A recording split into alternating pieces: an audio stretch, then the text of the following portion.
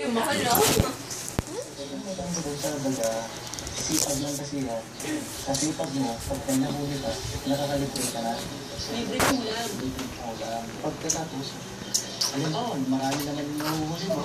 Magbenta ka ng 1 kilo. Dalawang buwan. Kaya araw-araw sinusuyod nila Eric ang mga ilapin.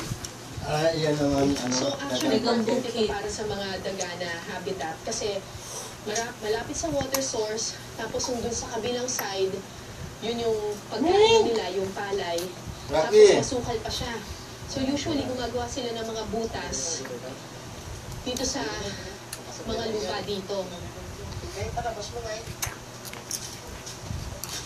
May laman na ba yan? May laman yan sa loob?